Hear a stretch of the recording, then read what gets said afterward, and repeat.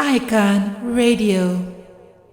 This is Myra Maloba, the Afropunk Queen, here at Icon Radio, your number one entertainment plug. This is The Vault, where we do this each and every Thursday from 10 a.m. to 12 noon, where all things hip-hop and more. We also got in studio Oshea, Gambino, Pretty Boy Swag hapa. Pretty Boy Swag. Mm-hmm.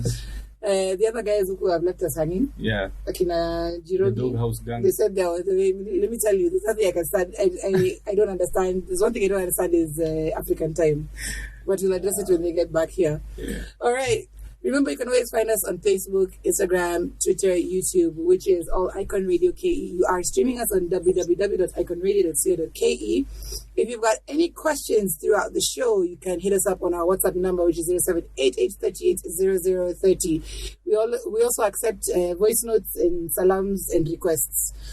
But moving on swiftly, we got the boys in the house. We've got Umoja Sounds, collectively as Umoja Sounds. But for years, I've known you guys separately, and we've met in different times, I think in the last 5 decades, and then together also in the last 5 decades. So allow me to introduce, I don't know if you got a drum roll, people for graphics, drum roll, please. We've got Akula Akwabi, a.k.a. Mandugu Digi, Ambizo, aka Dunga. Zote. Dunga Ambizo. aka. In the building, we're not birthday. We've also got Kevin Provoke in the building. No AKAs on me. No AKA on you. Both acclaimed, also not worthy. Both acclaimed producers in the game who have been in the game for so long. I think I also let you guys introduce yourselves. Ambrose Remix, national anthem. That's why. Take it back to the 60s. Ha. Yeah. Ha. The guy with the first studio in Kenya. Oh my gosh. You know, someone is about to say that they were misquoted. Mimi sikusema hivyo. Nilisema. Yeah. Everything is on screen, everything is documented, there's no financing. Hiyo ni Photoshop. Actually Photoshop. Yeah. My friends. Okay, first of all, I'd like you guys to introduce yourselves individually for those who may not know who you are. Okay. Ambrose Akula Akwabi, aka Dunga wa Mandugu Digi, producer, sound craftsman at Umoja Sounds. Yeah. Right. That's what's up. Yeah, I don't even know how to introduce myself. I'm just Kevin. The Village Madman. The Village Madman. The Village Madman. Why do they call you the Village Madman? Because there's something about people who are geniuses. People tend to make them look mad. Yeah. Crazy sound. And the moment you know yourself and you know your capabilities, then you understand how mad that can be played outside here. Yeah. Exactly. But that is very true. We're going to even get into that a little bit later. But I love the fact that you say you're a genius. Let me tell you, living in your own truth, living and saying that I am that person is something we all need to do. That way Kenyans can do better by themselves in there. Mm-hmm. You see that tabia of guys saying, when someone is too creative, they say you're bang. So you're just creative and a genius. You look at the world differently. It's true. Yeah. When you're in your own space, you're in your own thoughts, people are saying you're mad. Yeah. But you're over there creating arts. Yep. Perfection. I love that. So, both of you have been in the industry spanning how many years now? Collectively, 45. Jesus. Yeah, there's 20 and 25. That is true. That's collectively 45 years. That is very true. Guys look at 20 years and 20 years was just Suku Juzi. Yeah. I mean, people think Suku in the 70s. Yeah. And Ambrose. Yes. Again, just to, educate you guys, your start in the music industry began when and what is your foundation like? And my foundation goes way back, like we go back to the 80s. Kipindi cha breakdance, 1984. Where? Yeah. Okay, I thought Jimmy was old. Where? Yeah. I mean, Jimmy was also from that generation, though. Yeah. But mine was way back, like, lower primary. Right. Okay. Oh, so you mean that age? Yeah. Okay. So that's when the music started because it was in the household. Yeah. And my first instrument was the piano. Right. And my big sister was the one who was taking piano lessons, You know, those ones were learning the keys and reading music. Right. And so I picked it, I took it interest by following her to those classes, and then eventually it just, you know, it became like a thing for me. Right. Within a few years, I was already playing those classical pieces and knowing all the chords and stuff like that. But then when I went to high school is when now I encountered what we call the radicalness of pop culture. Right. You know, where you don't have to be conservatively playing those Mozarts and Beethovens from morning to morning. You start rebelling. You start, you know, imitating what you're hearing, those Whitney Houstons, those Teddy Riley records and Babyface, and, you know, name them. Right. Even reggae, you know, like you start imitating because there's no score sheets for that. So adding that, when I finished high school in 97, I went to Sync Sound Studios, where I was like an associate producer there under Ted Josiah's tutelage. And Mahmoud Omari, and Mahmoud Omari as well. Yeah. So they were the ones who were in the studio with Ted that time. Right. So I was like you could call me an intern and associate producer. So when after Ted finished his stint with Sing Sound, we moved together to Audio Vault, which he had set up with Mike Rabar and David Moretti in 1999. So from there, now it's just, you know, moving on to working with different artists, different entities in the industry, you know, from the hip hoppers. Kalamashaka at that time were the ones who were riding with Ted, Gidi Majimaji. So my interest was really in hip hop more than any other music at that time, and that's why it graduated as such to those recordings we did with Koflani. It's coming out from that place. Now, when I went into the worldly stuff, it was that background, that the classical music background from 84 all the way to the R&B classics of the 90s and into the millennium, that enabled me now to craft those, you know, because I was a fully developed musician by that time now. Yeah. Right. Yeah. And you actually come from a very musical family, stemming from your father. Yeah, from my great grandfather. Wow. Okay. Great grandfather. You're yeah. one of the only guys who I've ever seen playing the piano with his eyes closed. Like literally, this guy is hitting chords, and not at the old chords done before, new chords like this. I think that's why they call him Dunga in TZ. Yeah, now the Dunga part is interesting. Actually, that Dunga name I was given in 2004. Yeah. There's a group I was recording at Homeboy Studios that time. Okay. The group was TMK Wanaume. And they had come for a show here. And on their way to the airport, they passed by here with their manager, who happened to have had the productions that were coming out from Homeboys. And so he said, okay, I want you to do a track for them. So after having spoken with the concerned parties, we settled to do 2 tracks that day. So the first track was one called Chai. And when I was playing Chai, you know, that's when I had encountered there was new gear that had just been taken off the box. So I was like, you know, the midis, when it's fresh, you know, you're like, you know. So then one of the guys from TMK, Lieutenant Kalama, I remember very well, he said, Dunga Digala, Wadunge, you know.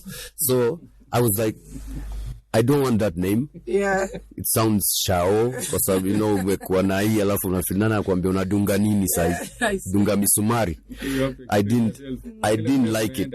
So, like in shule, jina ukiikataa nickname, ndo inakufuata. So I refused that name all the way to Tanzania. And then even in Tanzania, I found that when they left here, they were being asked who produced the track. They're saying Dunga. And people were like, who is Dunga? You know, so I was like, why nini mnaendeza hiyo jina? Then Temba is the one who told me, hiyo imekaa.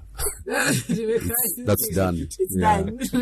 Yeah, ikubali bwana. Sisi tunakujua hivi bwana Ambrose ni washikaji tu, lakini jamii na kujua kama Dunga. Mbona Dunga ni fresh too? So I was like, okay, I'ma go with it. Shingo upande, but you know. You're going with it. Yeah. All right.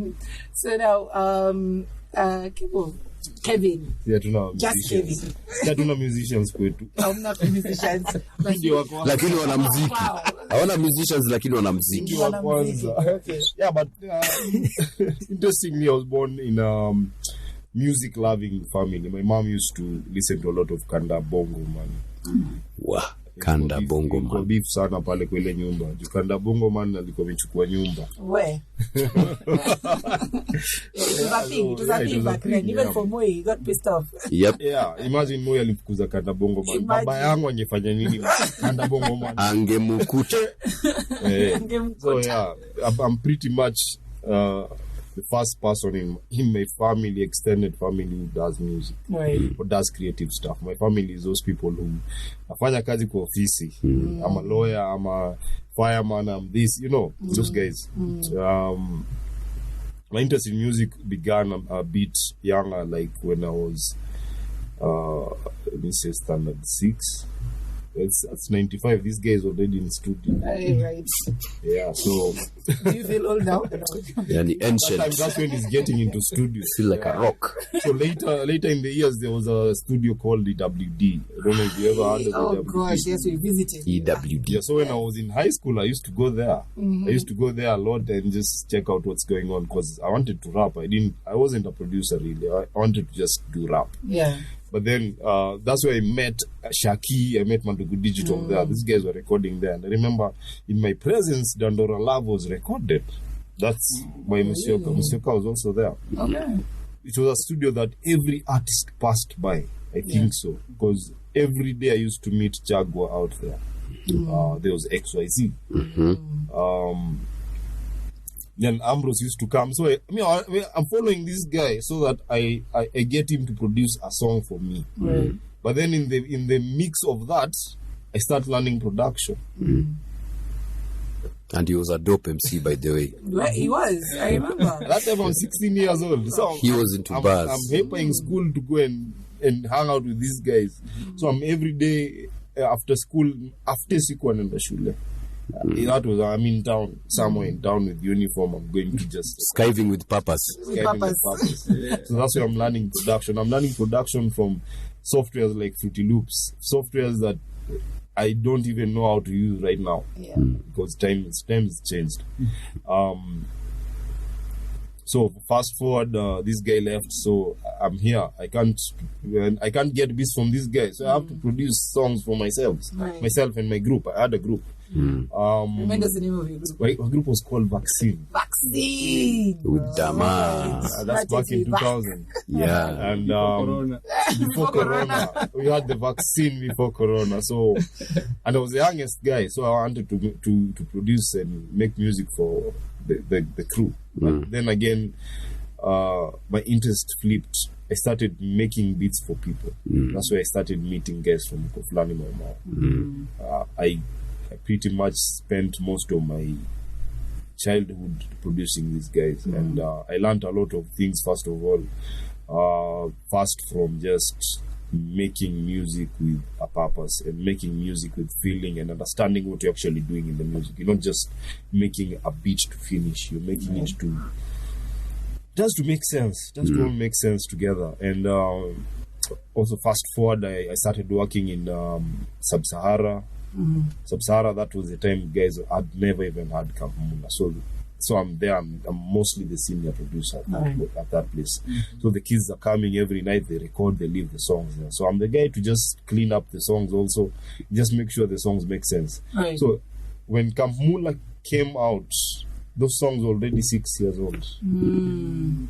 They were ahead of time. They were already 6 years old. Even there's a lot of their best songs never came out. That was the sad part about it. Their best songs never came out. Yeah. There were songs they did with the Burna Boy, the songs they did with Wizkid. Right. Even the one that they did, like I think 4 songs with Wizkid, there's only one that was put in the album. That was not even the best song. Really? It's one of my favorites. Not the best. They did songs. Nope. They actually, those kids were way ahead of their time. Right.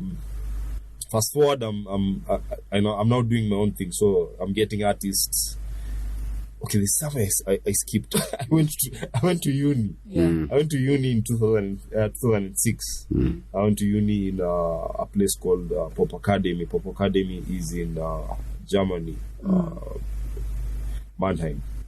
That's where I studied sound engineering and music tech and music business. That's what I majored in. But when I went there, I started becoming a teacher again because these guys don't understand African percussions. So I'm a teacher there again. So good thing is I'm teaching, so I'm not paying fees. But I'm learning at the same time.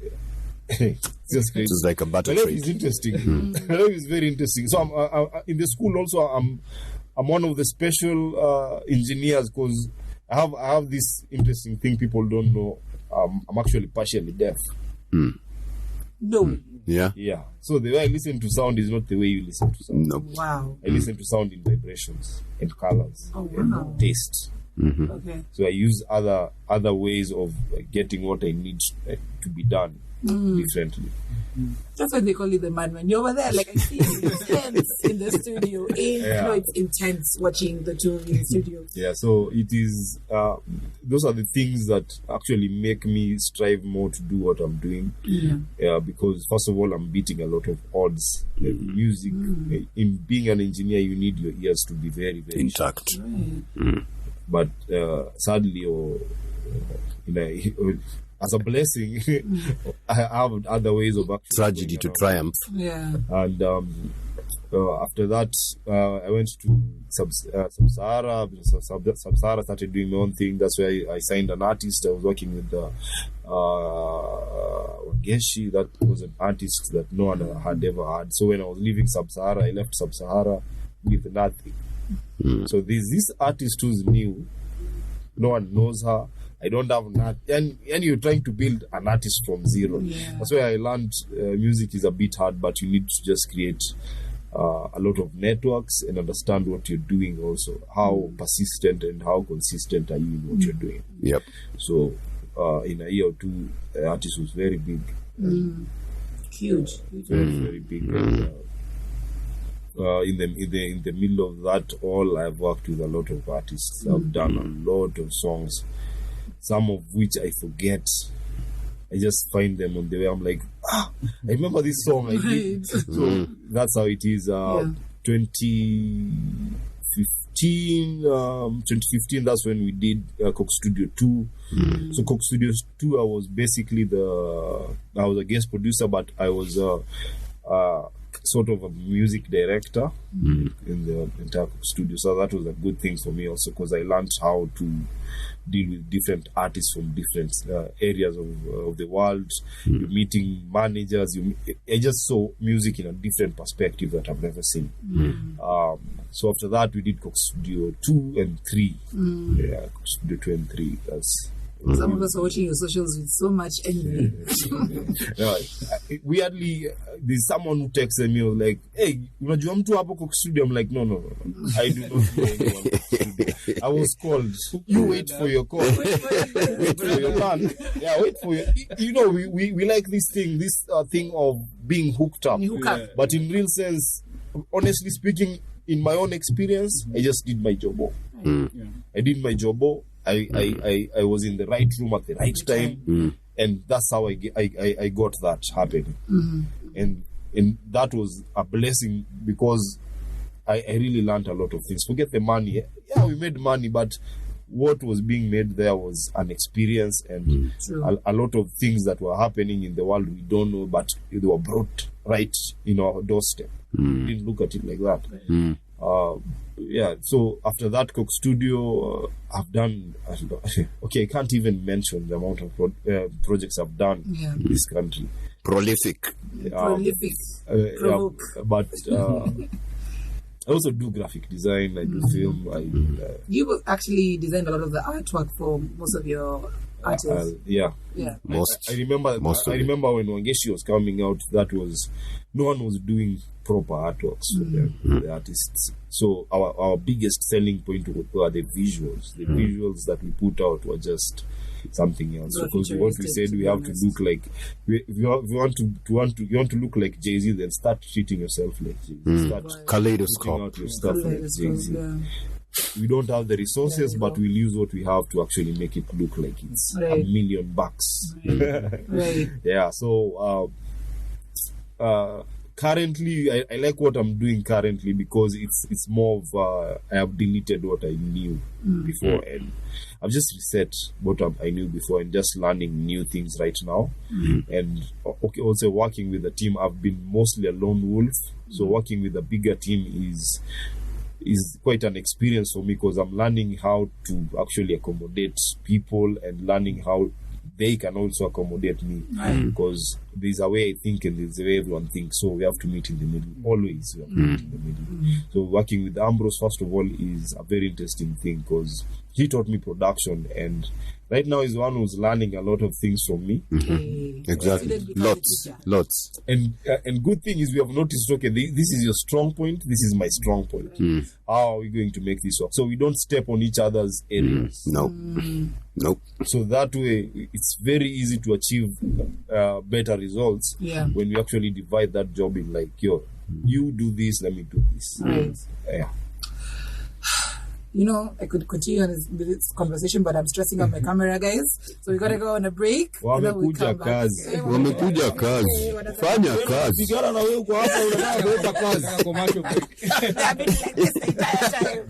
Their hands have been on top of my kitchen. So yes, we're gonna take a small break. We'll be back right after this fascinating conversations. I'm so glad you guys are here. No doubt. We're gonna take a break. Keep it here on Icon Radio. Icon Radio. All right, we're back on the vaults with me, Myra Maloba, the Afropunk Queen. Finally, we have been graced the presence of Jimmy the BeatMekah. Yeah. Represent, say my name. Say your name, you need to have a litmus jar. We also got in studio Oshea Gambino. All right. Yeah. Also in studio, we've got Umoja Sounds. The crowd goes wild. Raise the alarm. Kuna joto sana. Wametoka da, wamesema mbona mnavaa mask? Yeah, tumetoka da. Mnakuja na joto pia, wamesema da. Tumetoka da tukafika Nairobi tukagundua da. Mask of season huku. Mask of season.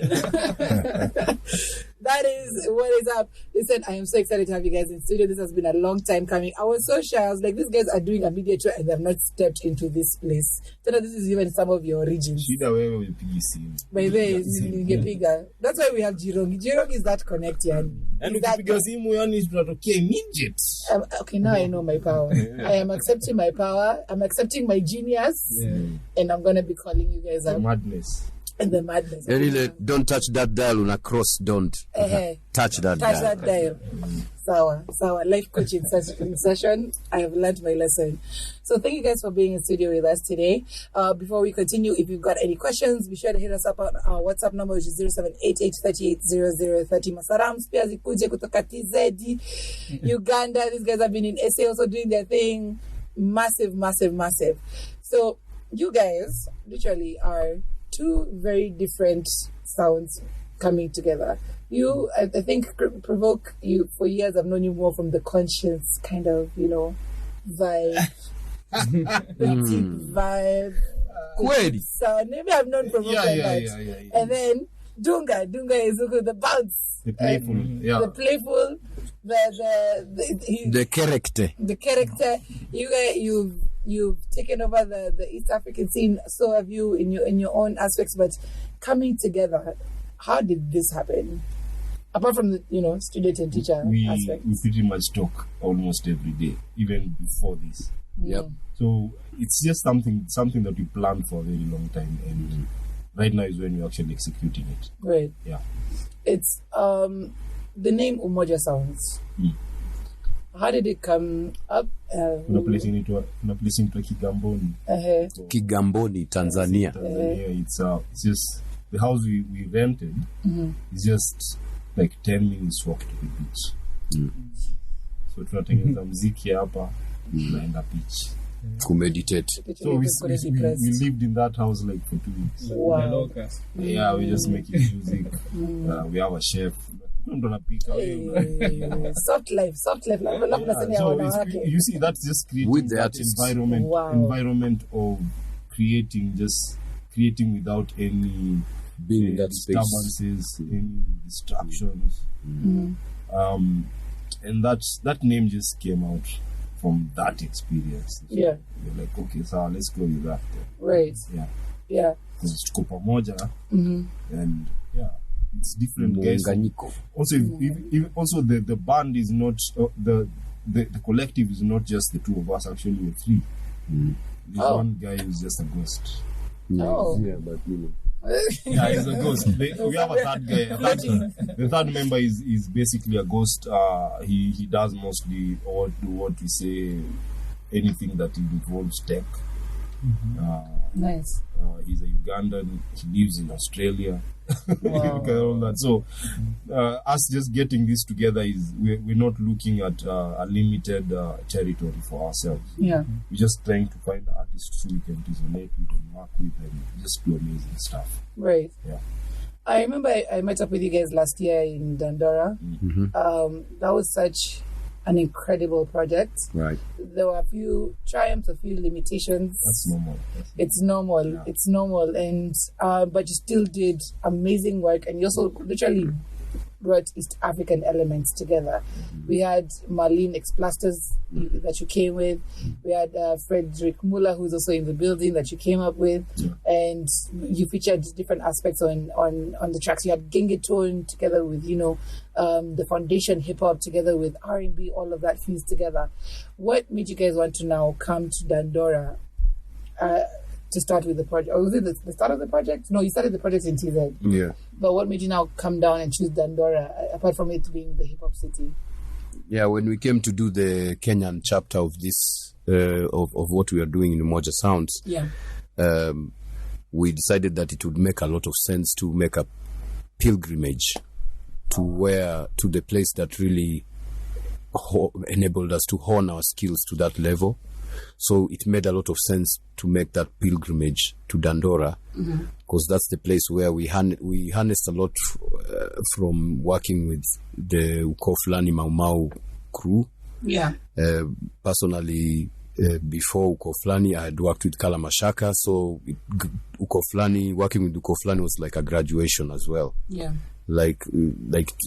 Recording 400 tracks with rappers with different styles and different tones and shapes and flows and different types of beat tastes, and that enabled us to come to forge like a methodology and a method to our madness. Yeah. So when we went there, we were not going, it wasn't even in the plan, but we decided like it makes a lot of sense if we do that, especially now that we were in Kenya and we knew how they work, because they are normally rappers who already have their lyrics at hand and they're quick with it. They've got a quick pen.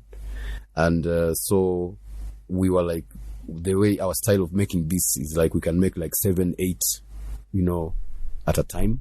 So we were like, let's go and use that there, utilize that resource, and from there they emerged like within 2 days we had done like 17. Yeah, 17 songs. Wow. Yeah. I think mine made it to the bonus track, but it's okay. Like 17 tracks, and they are all different tracks, all of them. After that, how many tracks you've done? I can't so imagine. it's just like get in, write, get in, record, get in, write, get in, like so basically what we do in this process is record as much as possible. The beat you will hear is not the final beat. No. Oh. Yeah. Okay. It might change. It might be a different beat. So Okay. even right now what we're doing is most of December and January and even February, we're just mixing the music. Okay.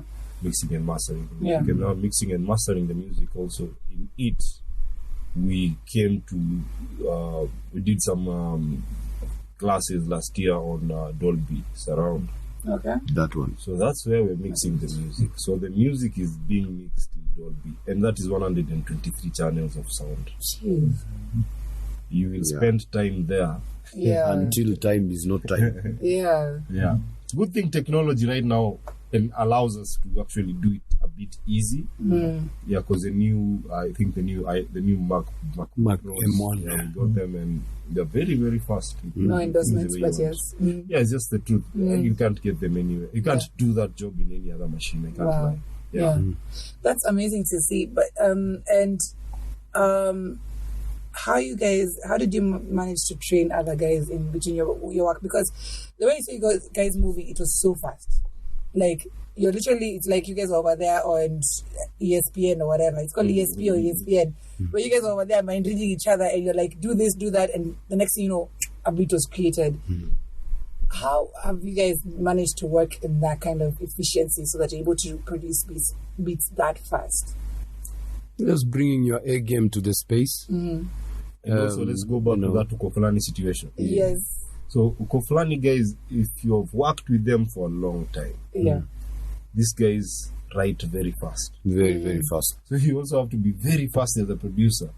So that they don't end up bored or they're not doing anything at that situation. Because if they move out of that room, those guys will come back the next week.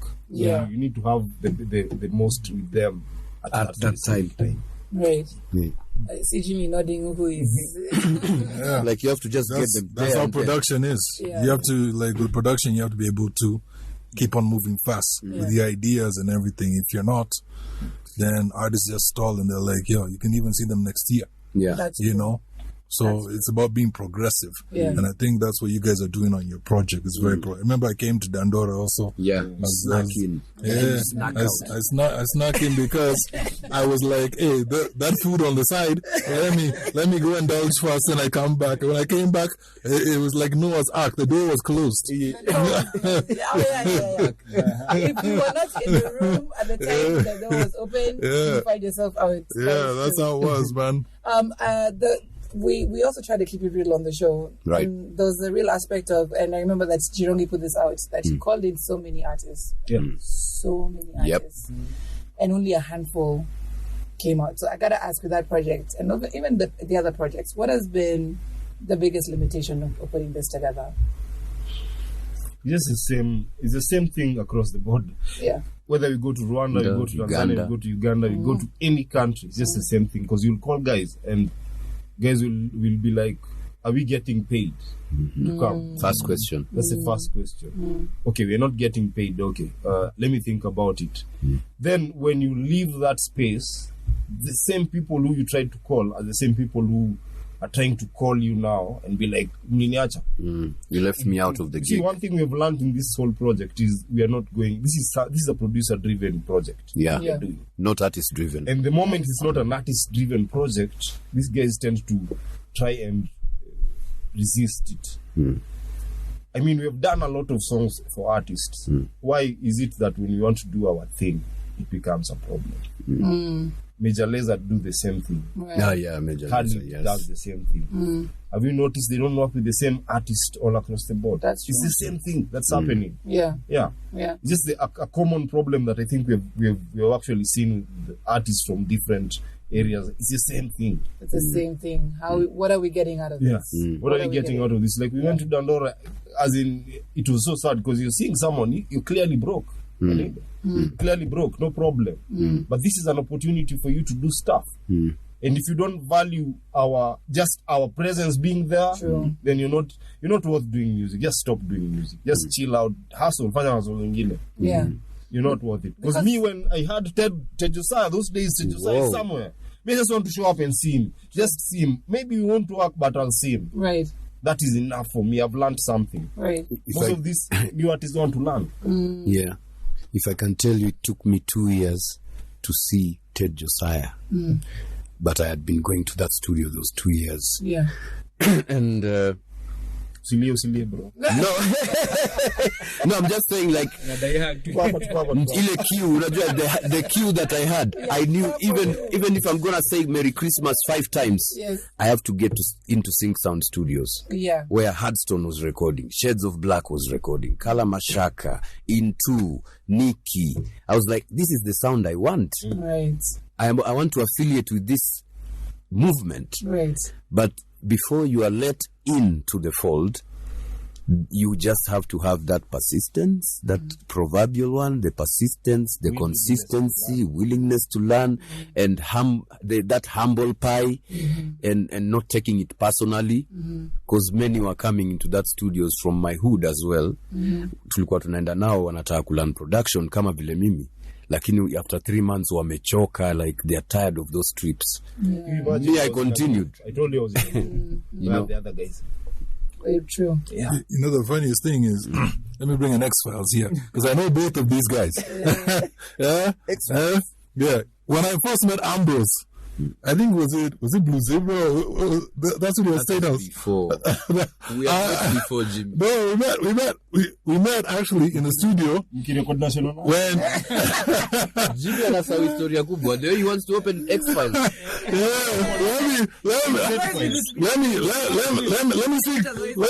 Let me speak my truth. So the point is, I met him. Yeah. You know, I met him separate. And I met Shaki separate. Yeah. Yeah. So Shaki, I think I met him days of Jawabu. Yeah. Yeah. When they were trying to do a track. Yeah. And I hooked up with my boy Kasika. Yeah. Richard Kasika. Yeah, I hooked up with Richard Kasika. Yeah. So it was interesting because I met Ambrose. He was there. I remember he was on the board, you know. And I remember he had all that energy. Actually, I met you in a couple of studios. I met you, Johari Clef. Yeah, I used to roam around. And I met Provoke when I think you're working with Weusi Family. You see, like that was in Headbangers. Like, family just got them back. Like in a Blaze, Gaza. Gaza. So that was Blaze, Gaza, and Bilari. Even Cannibal was in that. Yeah, Cannibal Shatter. Yeah, I remember Cannibal also. So it's like I've seen these guys do a lot of stuff over the years, you know. And if you talk about players in the game, they've definitely put in their time. No one can dispute that. From here to the other side of East Africa, no one can dispute that, you know. Last week we had an OG here. We had Kimia. He was here. He was talking about, once again, you guys and what you did in Tanzania and everything, you know. So, you know, I always respect when people are putting in the time. Nowadays we have a lot of producers that want what we call quick fixes. They try to do quick things, you know, find a quick solution, but production is not a quick solution. And they're saying, like, you bring artists and say, you know what, you come represent. Am I getting paid? You may not be getting money, but that exposure that you get, that transfers you to get the money that you need, you know, is way bigger. You know, because money comes and goes. It ends like that. I know guys who've had 1 million and within 2 months, they're broke. Yeah. They're broke and they regret it, you know. So when I see people putting in the time, when I see, like I said, I've known like Ambrose, like Frere, you can give you a story of where you think, I think we met Days of Rap Community also. Before Rap Community, and that's why I have X-Files of X-Files. Yeah. Jimmy, tumekutana mara ya kwanza 1995. Nairobi Pentecostal Church, Valley Road. Oh, Fortress. And you were a member of a 5-6 member group. You guys used to sing during the youth service and the adult service. Oh goodness, Touch. It was an a cappella group with Pastor Dennis White. He fought. I think he fought. What is it? Isaac Gatembo. Isaac Gatembo. Jimmy used to be the one of like, you know, he was that guy. He was not that Boys to Men guy. He was the Boys to Men guy with the red coat. Whenever he'd sing with his and a white shirt. You remember my red coat? You and a white shirt. Remember that Boys to Men guy was not even singing. Oh no, but Jimmy can harmonize. You've never seen him when he's artist. Like, don't sing like, yeah. That's Jimmy for you. That's what he got it. That's like a real X-File. Yeah. Go to a musician. But they were really great. No mics, but they, you know, they were singing. You know, it's those days of a cappella. You know, you want to sing like Tech 6 or like Tech 6, or you want to sing like Boys to Men or Silk. Hey, I remember Silk. Hey, yeah. Hey, yeah. So yeah, that was the template. And in our area at that time, it was 5 Alive. Victor Sei and Akina Eric Wenaina. They had this group, and we were like, that was the template. Chris Kamau, you know. So those who wanted to take that route of singing, that was the template. Right. But then with these experiences, there was that hip hop coming, that, you know, getting the drum basses and, you know, all that.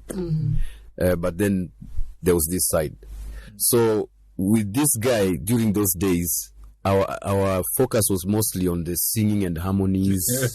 You had to harmonize. You had to get the harmony right. Yeah, so it was no beats. Yeah. No beats yet. Yeah. It was just vocals, a cappella, being checked on the keyboard. Are you on key? Things like that. Yeah. But then, eventually, when you come up from that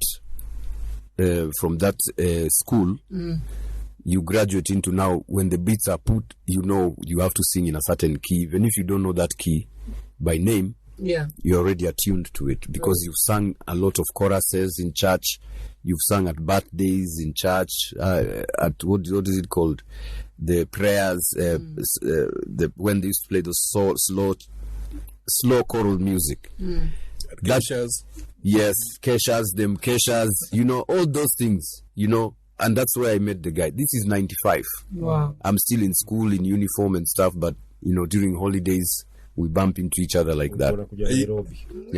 And you know what? Kutoka Mshada. What's so interesting about me, Ambrose? This one thing that all guys don't know is that I also relinked up to him through Ted Josiah.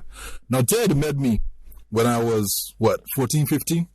Those days, Ted didn't have a studio. It was part of Heart Ministries, And so he used to produce beats for guys on this old E-Magic, and it was like he had this E-Magic.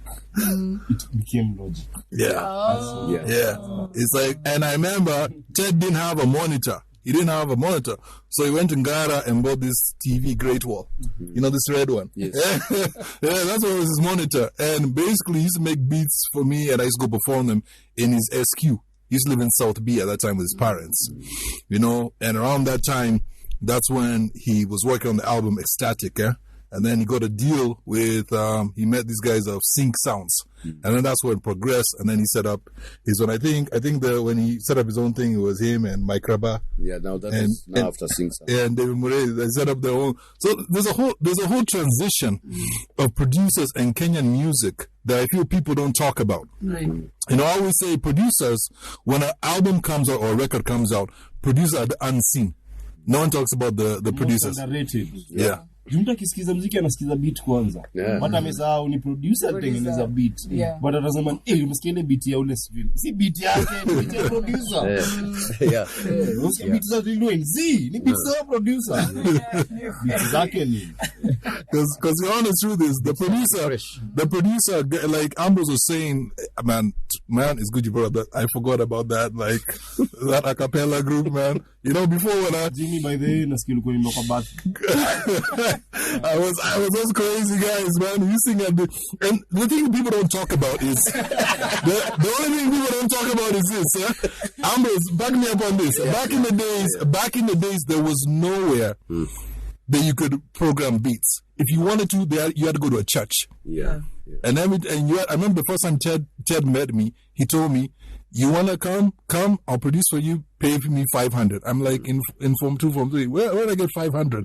Then he said, "Okay, you don't have 500. Come with a cassette, Chrome. Yeah. And a floppy disk." Yeah. A floppy disk those days in town was like 50 bob. Yeah, 50 bob, man. It's like Full HD. Yeah, man. That's how it was. So basically, like if you want to do anything, any production, all the producers, the guys who made were in church. Yeah. All of them were playing on Korg keyboards, or that was a standard. But like Provoke said, production has changed.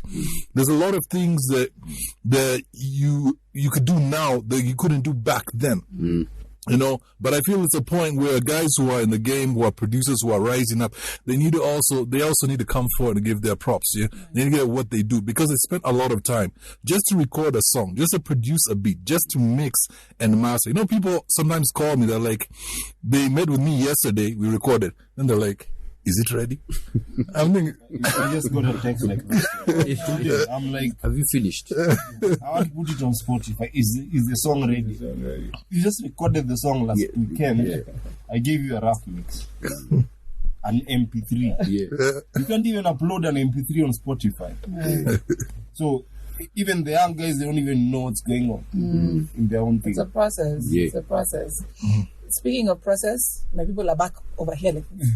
So we got to take a small break. Tunateseka sote. Sort it out, man. Sort it out. Kama light skin hajaongea. Nini akina nani? Oshea hajaongea basi. Oshea hajaongea. You want to wind it up before she says something? We're going to take a short break. We'll be back. Put some respect on my name. With some respect. We're going to be right back. I'm going to say it no more. This.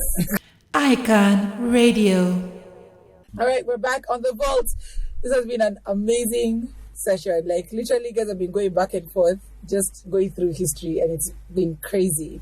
But I have to get into the new school, and that's why I usually have Oshea on the show, because Yeah. Oshea. Oshea, oh yeah. Brown skin. Pretty boy swag. He's usually on the show basically to just now represent the new guys. And you've heard what the producers have said. Listen, if you can't hack it, you don't make it.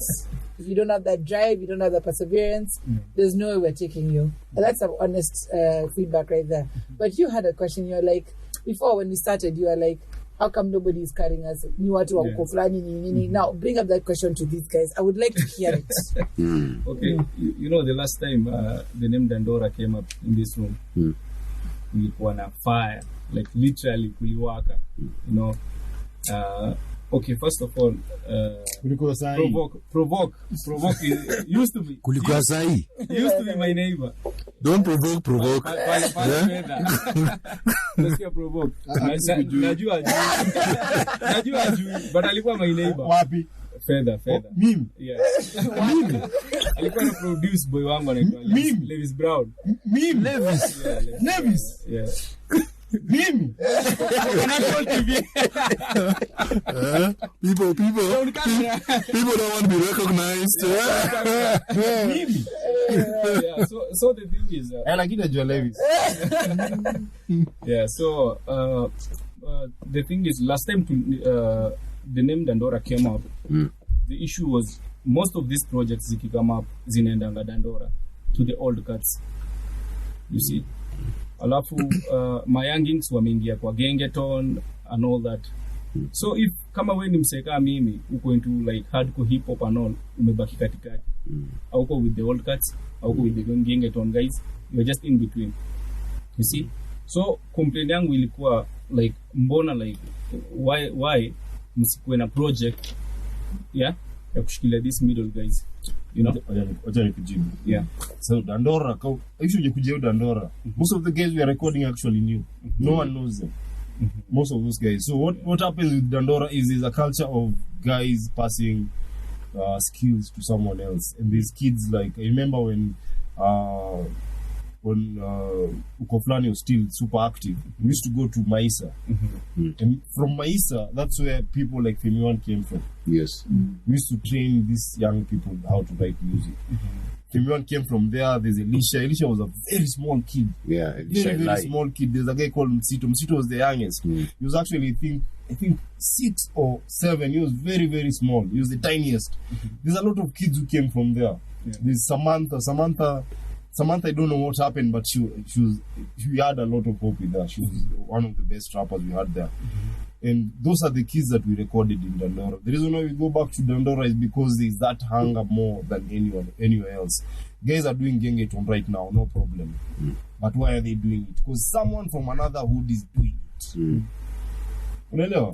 There's someone from another hood is doing gengeton. So the girls from the other hood want to do gengeton so that they look like they're in with it. I met someone from Langata. There's a group from Langata actually called Chungulo Family.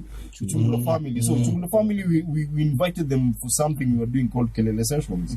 Kelele Sessions used to have guys from different aspects of the entertainment business. And in this room, we just talk and know, okay, which bridge can we actually mend and how can we make this work. In that session, someone from Langata tells me they don't speak English. How messed up is that? You know, me growing up, I knew guys from Langata only speak English. Those jammers, Akina Jimmy. Why am I being put in that category? Those jammers. Yeah, it's jammers. You do them. Like it's true. So Remember Gambino next to Langata. So where do you, if you are me, where will you go? No, you know, question. They don't know Oshea. Oshea does has hardcore hip hop. You know where hardcore hip hop is. Guys who have stuck to that. Yeah. That is Dandora. So that kind of like thinking, that kind of thinking sasa ndio inaua kabisa. Like you know, we have dope MCs hapo nje from Buruburu, Umoja, like Embakasi. Yeah. We know each other, wako wengi, you see. But every time a project comes up, lazima we have to suck it up to wale wase wa Dandora. We have to like drink na wao. Ndio kwa picture. And suck it up. Suck it up. First of all, those guys are stuck to that. Unaona? They have, as in hiyo imejulikana for a very long time. Hip hop city ni Dandora. For a very long time. Like, now me stick to that. Okay. Dandora, you tell me a Gengeton group from Dandora. Mention one. Yeah. I'm waiting. The mic is yours. Search it up. Sidhani kama sina jina. Sema group gani ya Gengeton imetoka Dandora? Nani kwa mic vizuri? Sina. Sema mic. Sina. Watu Gengeton. This is the most silent you've been, Oshea. Drill group ya Buruburu. Drill. Mnajua drill ni nini? Drill You guys understand what drill is? UK drill. No. Is that killer type music? That is States drill. There's Miami It's a drill. different culture. Yeah. That's why I tell people it's different. It's a different culture. And now, guys in Kenya are trying to copy drill. Do you know what drill is in America? Illegal. Do you guys know? I've been doing that study for the last 1 month. It's terrible. It's terrible. It's one of the most darkest times you'll ever see in America. Have you noticed for the last 2 years, guys, a lot of artists have been dying? Yeah. 215 in 1 year. Artists. It's about that drill thing. So me, I kill your guy, I go and say it in a song. Oh, no. So now you know it's me who's killed your guy. You come and kill my guy. Yeah. Or and then you me. go to a song. So it goes around like that. Oh, wow. From Pop Smoke to everyone. That's how it is. But then when it reaches Kenya, drill is another thing altogether. Shining. It's flossing. And then they're trying to put themselves in Pop Smoke's shoes and Swinani's shoes. They don't know what these guys are. That's a whole different culture. It's not even about music A anymore. culture of killers. And funny enough, when you say that, people don't understand when they talk about UK drill. That is just the grime sound. And the grime sound was the same thing. People out there, and by the way, it's really bad in the UK right now. Kids are carrying knives, school, and stabbing each other. There's no guns there. Yeah. So it's knifing now. Imagine unadungwa toothpick kwa maji. And that's the template you want to ride with and claim that you're an artist. So we take a lot of cultures that are not really ours. Yeah. Wow. And that's why you see, we'll go back to Dandora any other day. Because these guys have stuck to that culture for a very long time. So it's not that we're neglecting you guys. You guys get out there. Let us know you're there. You're not making enough noise. Yeah, so the thing is, like, I know you guys, munaweza fanya, like, the same way you are working on this project, munaweza work on something like Nairobi stand-up album, you know? Like, you include hood zote, you know? There's a track Juakali alifanya, with wase wa kila, it's been inaitwa Sheng ama something like that. Ametoa wase kwa kila hood. Like you can come up with something like that. You do an album. You know, kila hood you feel like iko represented. Yeah. Like instead of like focusing sana on side moja useme tu huko ni home base ya hip hop ni hivyo, you see. You see also production. I'm sorry, I'm just bringing up the question. Yeah. Whose initiative is it? That's another thing. Whose initiative? Bado imetupwa kwetu. Because you see, like usually you said, you guys do it, but You producers come up with ideas. you guys said you guys went as artists and as producers and went out. No, like Shaki said, kupata produce, mimi nikianza kutafuta Provoke nitampata after 4 years. But yeye akikam na project atanipata. But I think the big problem also here is, and this is a concept that Ambrose and Provoke are talking about. They actually went to look back in the days. By the way, if you go back in the 90s, what Kenya music scene, producers used to look for artists. It was not the other way around. You know, they used to actually go and look. They go to whatever. Yeah, a show's happening at Barclays Plaza, the shopping center. You go and look for an artist, like, come see me. In fact, that's how Chad met most of his artists. Hardstone. Yeah. He met most of them in Kinahasun. That's how they got found out. And these are guys, man, funny enough, these are guys Jerry, what those areas. That's the ends they came from. So I believe as an artist can also just sit back and wait to be discovered. You know, they have to put in the time. And this is a problem right now. A lot of artists are not putting in the time. So like they're saying, if you're saying we come up with this project, what are you doing to make that project happen? If you're just saying I'm giving the idea to a producer, then the producer will be like, he'll chill and see what the heck you're gonna do. Like you guys said that you've gone through a lot of time listening to artists. You didn't just be like, come, you know, because you have to feel like even if they're on a project, it's worth it. Yeah. Sorry, Ambrose, what were you saying? The same thing. I was just saying, like, you know, producer-driven projects are different from artist-driven projects. Like that one you said, Juakali, it was an artist-driven project. With producers, it works really different. We have to reach a mutuality also with you. Like the synergy has to be right. Also the sonics of what you are doing has to be right. You find like some producers like, if I'm to use an example, there are producers who like working with people who flow like Immortal Technique. You know, that's their cup of tea. But the same producer will not work with a Cameron, you know. So it's also about, you know, the resonance of that. We had it took me a long time to get into the genge space. Like I remember when we were doing the bounce movement, like I was being asked lots of questions about why are you not working with the Kina Noninis and the Kina Juakalis, and that at that time when that question was dropped, I was in that hip hop lyricism, flows, misingi, you know. So I didn't see that. But then when you grow up, then you are no longer a hip hop producer. You're now like just a musician, a musical one. Then I started now indulging myself into what really makes this genge thing tick. Right. That's what enabled me to link up with Clemo, and we worked on Juakali's Niimbie with a lady from Tanzania called Enika.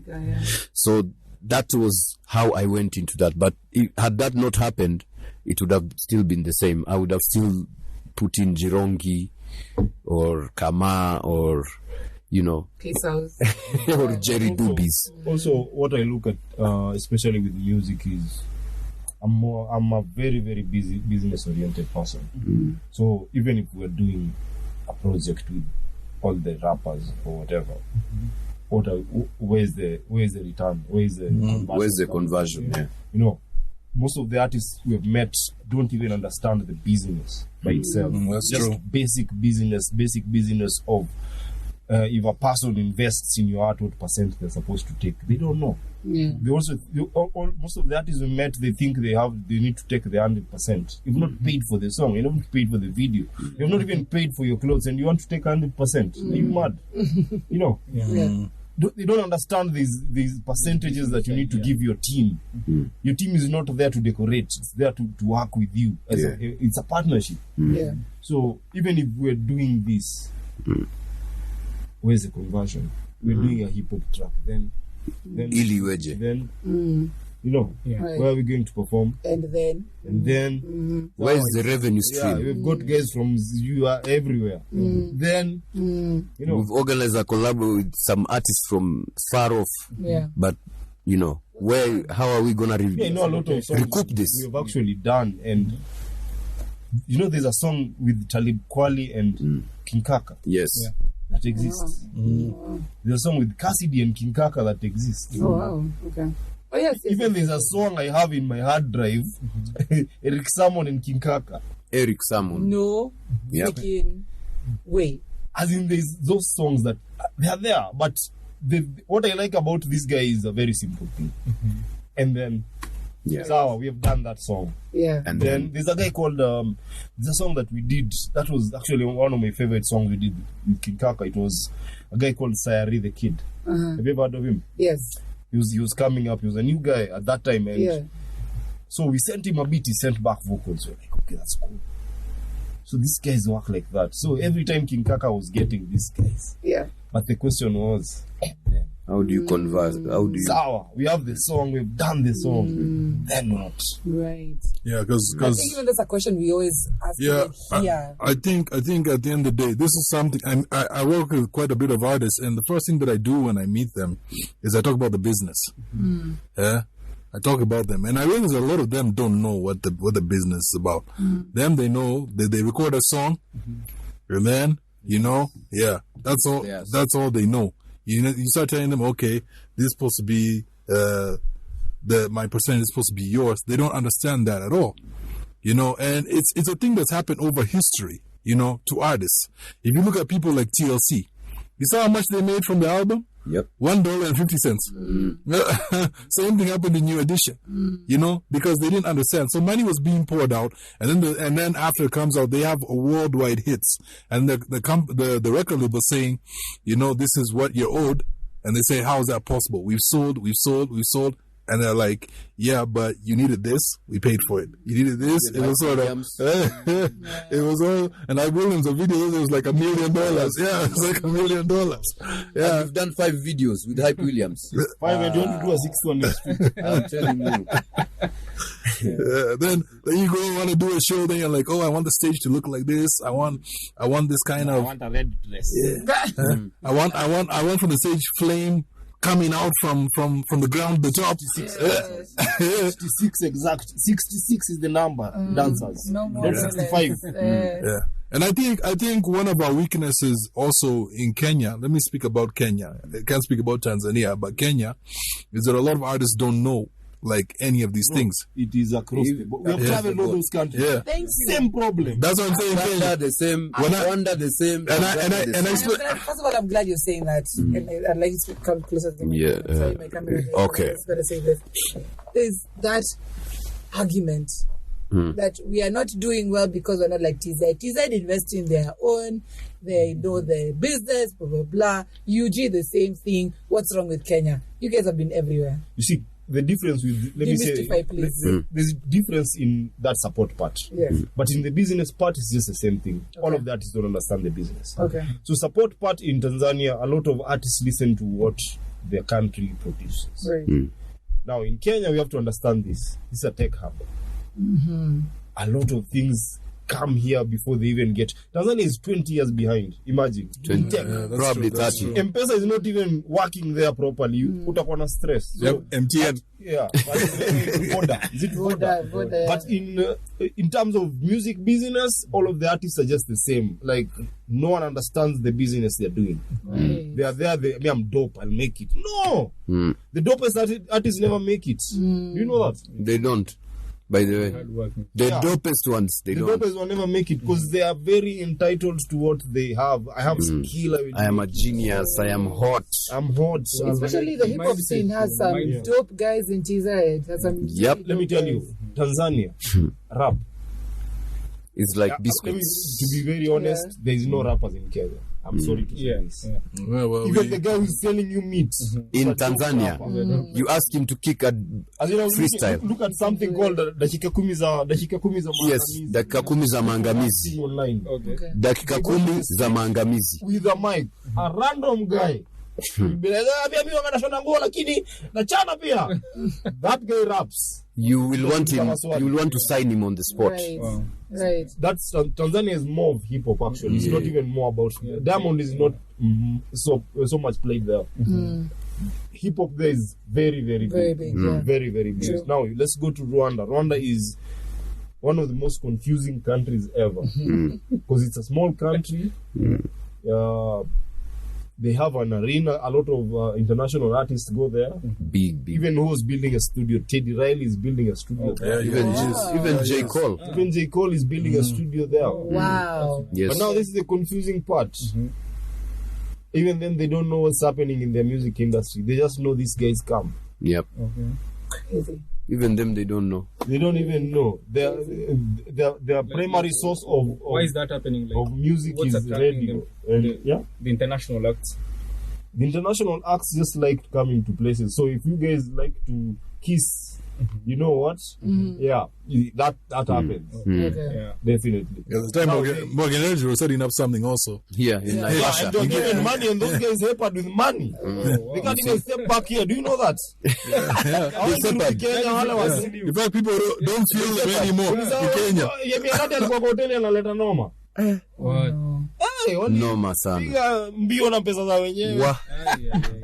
It was crazy. So we need to know it's not just about anyone coming here. Do we trust our guys? Our guys can deliver the job. Oh, as we go to these other countries, they look at us like gods. Yeah. You're from Kenya, you're an engineer. These guys are serious. They know Kenya has serious producers and engineers. That's what they know. What they know kabisa. They know. But now, us in the midst of this confusion, they look at us like, hawa watu wanajielewa kweli. But in real sense, we do. It's just that we are in the tech hub of East Africa. Right. A lot of things will be brought here. A lot of music, we're exposed to everything. Technologies. Yani kitu kutoka Nigeria ishafika hapa, hata Nigeria haijafika na imetoka Nigeria. Unajua? That's what happens. There's a song that is big right now on TikTok. Is it big on TikTok? Yeah. Big on TikTok, but it's big on TikTok because it's big on TikTok in Kenya. It's a Nigerian song. So what happens? This guy performs at the O2 Arena. Get it? Last weekend. Because the song is big on TikTok. Where? Kenya. So we But are. he's performing where? O2 Arena. Okay. So we are the hit makers. We're the ones who make people. We are, but we are not seeing it. We're not seeing it. We're not seeing our power. We're not seeing our power. Even on YouTube. We killed Gengeton. Comment section. It's all Kenya. Even We killed Twitter. Gengeton. We killed Gengeton. KOT. We got to that point Is of enough. we feel it's not enough for I us. think for me, because I've traveled to some of these places also, what I realized about Kenya, and the same thing the point is making, like everything passes through Kenya. You know, even when these these big labels, they want to set up in South Africa, they pass through Kenya. That's how it happens. And the thing about what I appreciate about Kenya is, in terms of what we have, we're very versatile. As much as we're great, but this industry, we're also hated out there because we're business minds. That we told you were confused. Because we understand. Yeah. Yeah. We understand. Once we get a grip of it, Music, no. Imagine the only leadership of UG was made here. Right. The whole Apa, UG apa. industry. Chameleon, all these guys. Yeah, then they took it over there. Sound Yeah. template was crossed there. Shikeni mwendele na hiyo. Yeah. I would love to continue this conversation. I think we just need to do a documentary once and for all. Senior. But for now, we're going to take a short break with some music, and then we'll get back to talking about now your project, which is Umoja Sounds. Right. We'll be right back after this. Icon Radio. Too little time. The time is too little. We need more time to have this conversation. I think we honestly need to embark on the project where we now give this the time that is needed. We, like you said, during the break, you're saying we have the conversation with both the old and the new, so that gap that is there is truly bridged. Yeah. Yeah. But now, the true reason we're here is also to talk about your projects. My God, that was needed. I have to say, the music that you guys are churning out was really needed. Oh, thank you. And I'm really hoping that it becomes a global sensation, because the song you did with Marlene X Plasters, and the thing that you're doing, you guys you're bridging the East African gap. Right. So Marlene X Plasters with, he's called Elia, right? Elisha. Elisha. You also have Frederick Muller also out with something. Yeah. You have Emma Cheruto. which is really dope. You guys are also cameoing in all of the Ninis. It's our project. You become the Ninis. What's your pieces? Wacha hata si tushine pia kidogo. Get your flowers, get your moments. You guys are all there over there acting. I've never seen you guys act before. This is yani ndio ile I can't. I'm usually that guy who's behind the curtain. Yeah. But on this one, I have to learn how to act. Yeah. So over there with the Dobozi, the curtain was open. Can't the drama get some? The egg. You know? Yes. It's that thing. Actually, there's a lot more coming out, and you act mtaiona sana. Sana. Videos almost every Month. Every month we're gonna be churning out visual. Every month we have either a release. Yeah. That's the one I go to ask. I'm sorry, I have to ask it on air. What happened to my song? Which one? You guys push me in front of the microphone. Hiyo iko kuna mwezi yake. Every song we did is somewhere in the release. Inakuja next year, but inakuja. So stylists. To be honest, they're really great guys. You guys are working with. Asante. Could you just mention just a few? It is a lot. There's plenty. From Rwanda, we have Peace Jolis. That guy has a voice and half of Rwanda. I'm ready to hear. Wah. Hey, those jamaa sauti sana. Kakijua hivyo. So now, what we actually noticed was when we went to different countries, there was different flavors. But now in Rwanda, there's a lot of vocalists. Yeah. No. That was Proper vocalists. Proper vocalists. Someone sounds like like a record, like he's already recorded, mixed, and mastered, right? And he's not even recorded. Okay. Like in the room, like here, like here. Wow. So even when you're recording him, unaika effect ya nini sasa? That's rare. So that's what we noticed in Rwanda. There's a chick called Ariel Ways. She's like, I think 20 right now. Okay. She turned 20. She's one of the biggest artists in Rwanda right now. There's a chick called Sherry. Yeah, Sherry Uwase. So those ones are from Rwanda. So in UG we got a guy called Wanda with the one. Wanda Junior. There's a Prophet. Prophet is a gospel artist. Yeah. Prophet is a gospel artist, and there's a guy Kupi Blai, gospel dancehall artist. Oh wow. Kupi Blai. Wanda is a dancehall artist. No, he's a rapper. He's a rapper. Yeah. And the Kamanzi Ruego. Kamanzi, there's a chick called Kamanzi with a double I in Kamanzi. She's your ultimate female vocalist, if I may use that. Wow. She's 20 also. She's also in 20, like on that 20. Like she sounds so mature. She arranges her music. She arranges her voices. She's a proper musician. She plays instruments. You know. She acts. She's the village mad woman. Mad woman, that one. Yeah.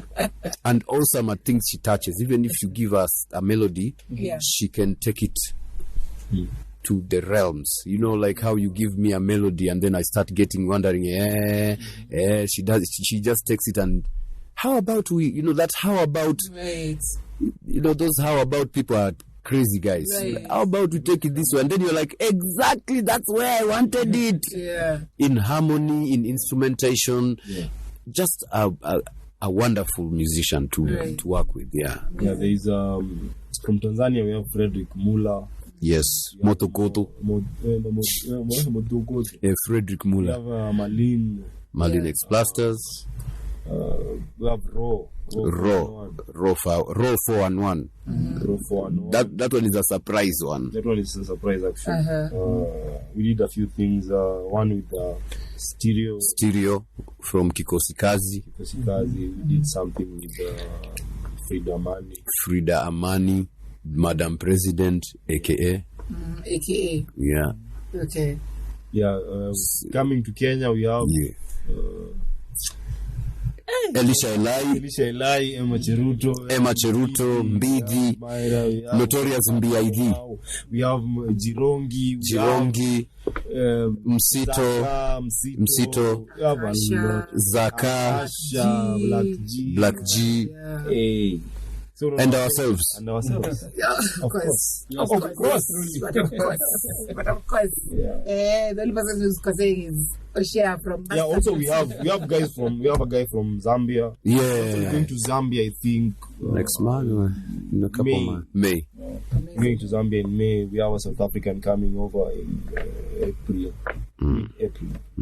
Wow. Yeah. Amazing. Sub-Sahara kind of thing. Yeah, we're just doing music. We're not really limited to what we're doing. Okay.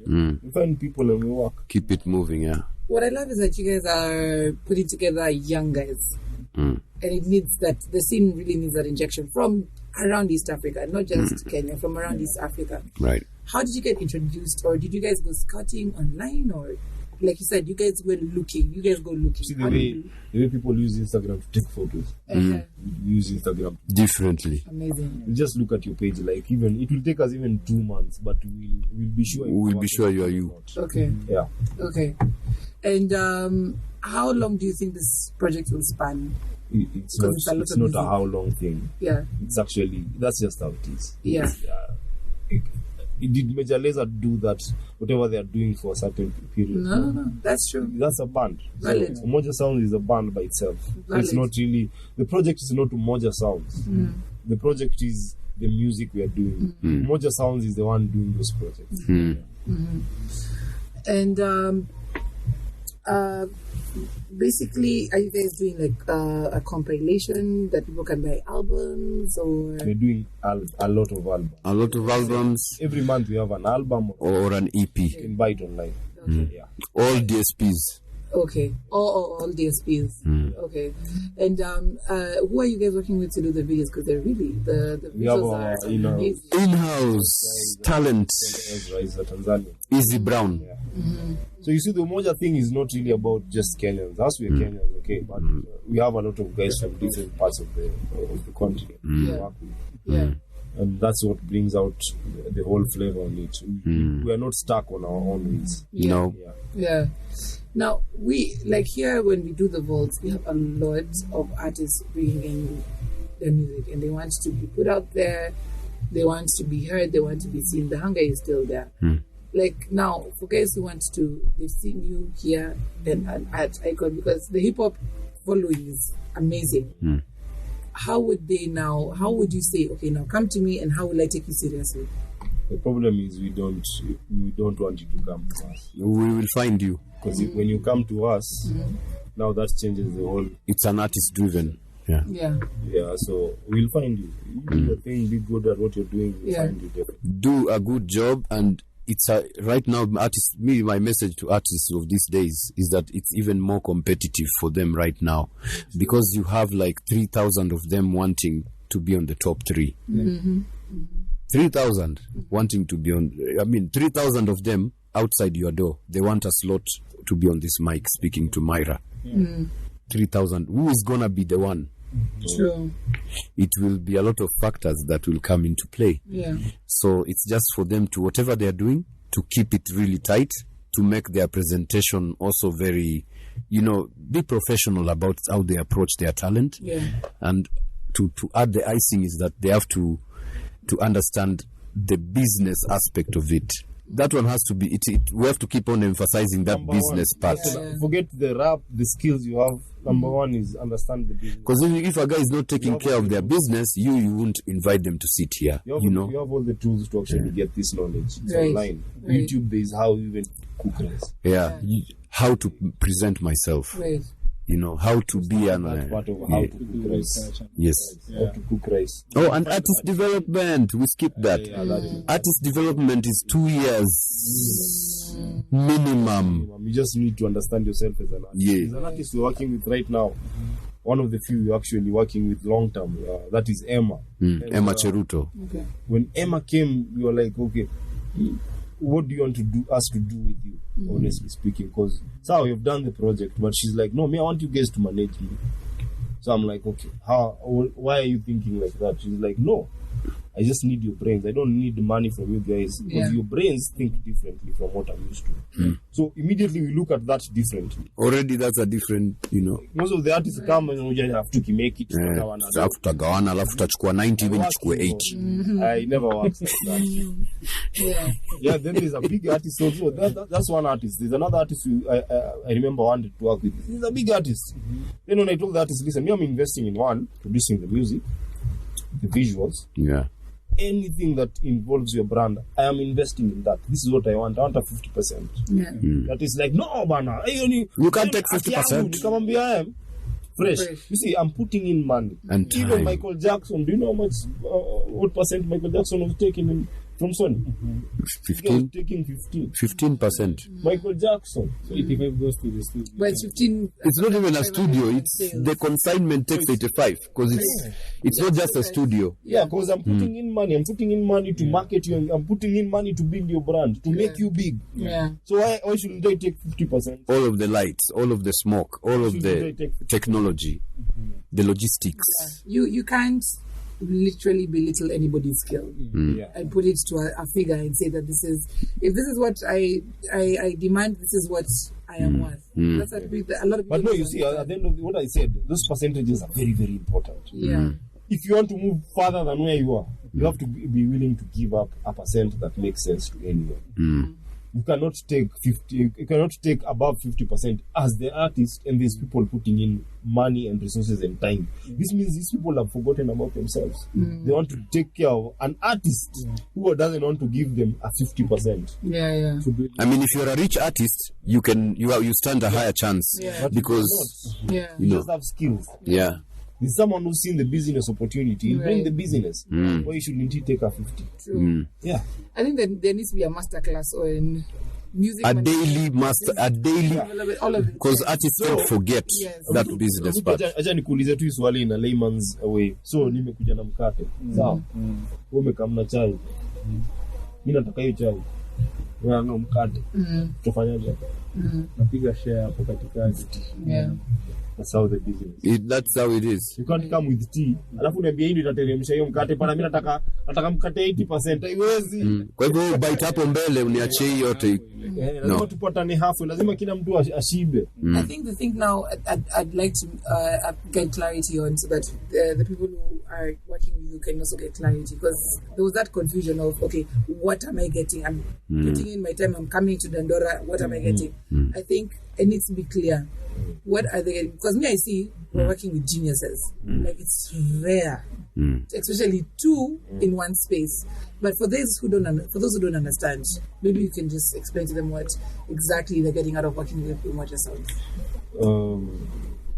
Apart from the experience in what you're doing, is we are making sure before we release any song, you have paper of that. Okay. What we are avoiding is that situation of there's no paperwork and the song is out. So the artist is like, they can't cry for. Kuna pesa yetu, kuna paperwork. If paperwork uko sawa nayo, unajua? Those situations.